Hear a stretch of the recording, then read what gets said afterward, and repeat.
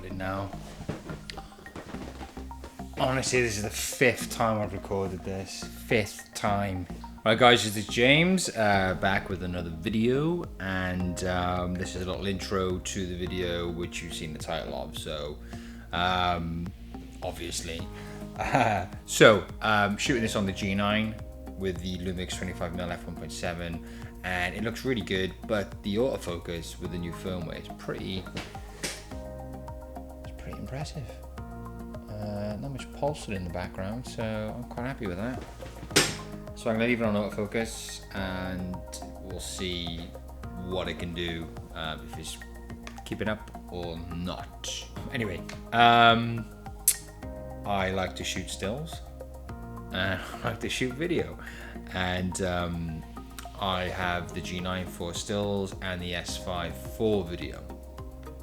But recently I wanted to dabble a little bit with full frame photography, so I decided to can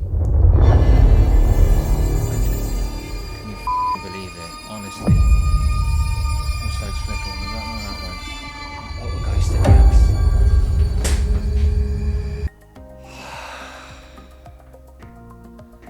Where was I? So I wanted to get back into shooting some full frame photography.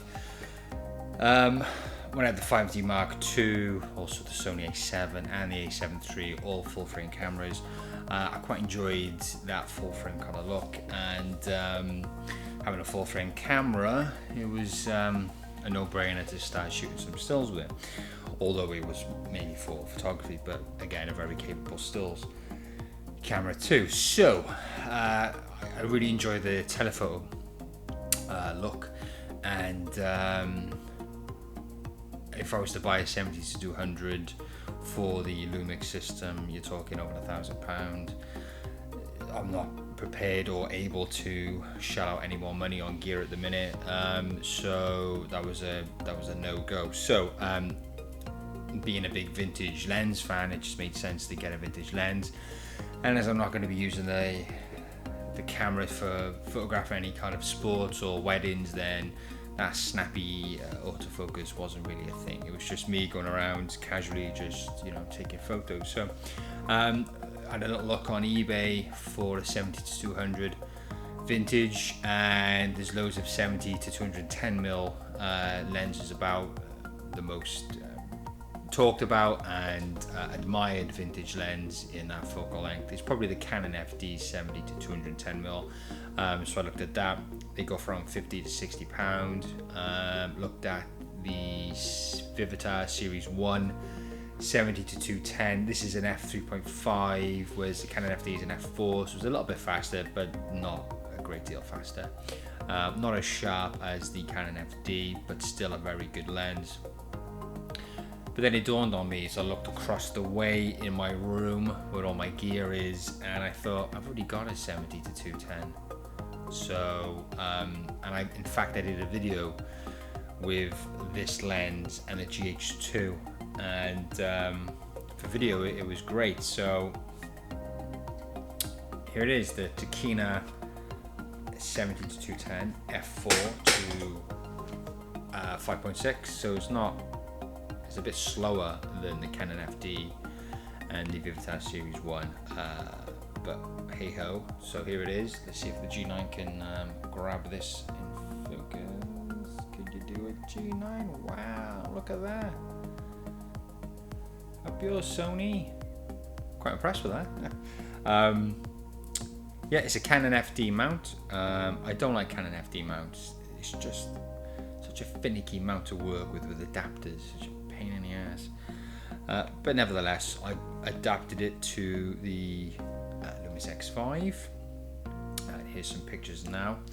I bought the adapter off eBay, got it from America for like £12. I don't know why the FD to L mount adapters are so expensive, but if you go on Amazon, they're like 30 odd quid, where you can get a FD to Sony E mount for like, I don't know, £15. So it's like double the price.